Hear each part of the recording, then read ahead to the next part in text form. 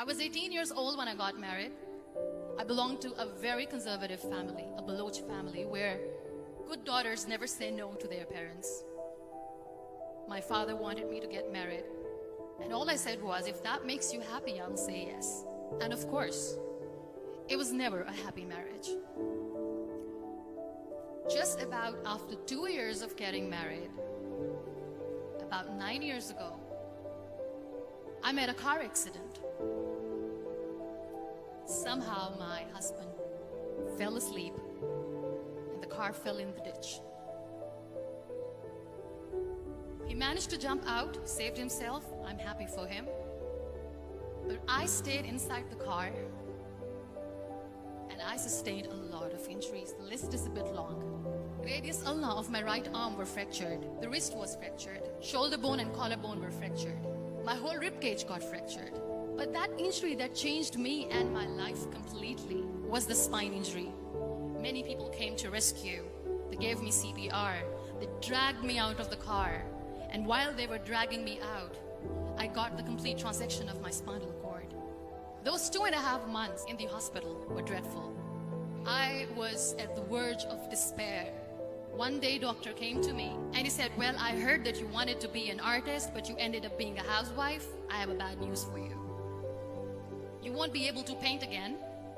Next day, doctor came to me and said, your spine injury is so bad, you won't be able to walk again. I took a deep breath and I said, it's all right. Next day, doctor came to me and said, because of your spine injury and the fixation that you have in your back, you won't be able to give birth to a child again. That day, I was devastated. I started to question my existence. Why am I even alive? So what kept me going was, one day I asked my brothers, I know I have a deformed hand, but I'm tired of looking at these white walls in the hospital and wearing these white scrubs. Bring me some colors, bring me some small canvas. I want to paint. So the very first painting I made was on my deathbed, where I painted for the very first time. What an amazing therapy it was. Without uttering a single word, I could paint my heart out. I could share my story. People used to come and say, what lovely painting. So much color. Nobody could see the grief in it. Only I could.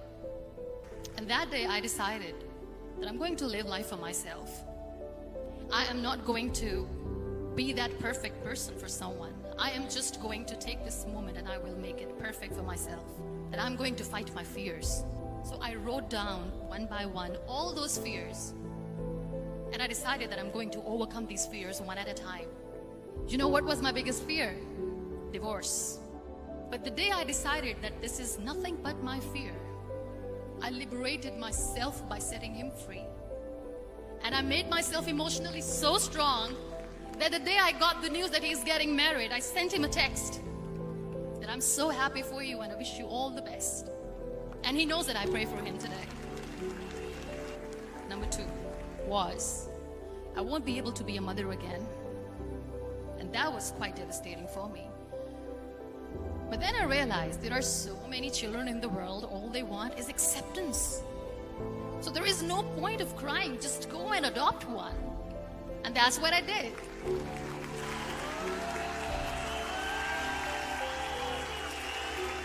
I gave my name in different organizations, different orphanages, and I waited patiently. 2 years later, I got this call from a very small city in Pakistan. I got a call and they said, are you Muniba Mazari? There is a baby boy and would you like to adopt?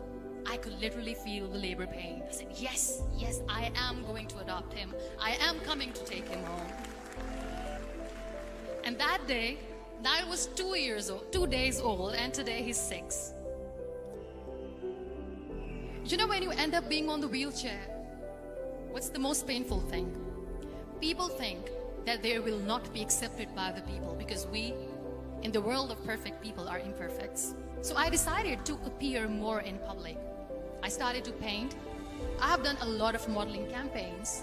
I decided that I'm going to join the national TV of Pakistan as an anchor person. I became the National Goodwill Ambassador for UN Women Pakistan, and now I speak for the rights of women, children. I was featured in BBC 100 Women for 2015. I'm one of the Forbes 30 under 30 for 2016. So when you accept yourself the way you are, the world recognizes you. It all starts from within. We have this amazing fantasy about life. This is how things should work. This is my plan. It should go as per my plan. If that doesn't happen, we give up. I never wanted to be on the wheelchair. Never thought of being on the wheelchair. This life is a test and a trial, and tests are never supposed to be easy. So when you are expecting ease from life, and life gives you lemons, then you make the lemonade, and then do not blame life for that. It is okay to be scared. It is okay to cry. Everything is okay, but giving up should not be an option. They always say that failure is not an option. Failure should be an option, because when you fail, you get up, and then you fail, and then you get up, and that keeps you going. Embrace each and every breath that you are taking. Celebrate your life. Live it. Don't die before your death.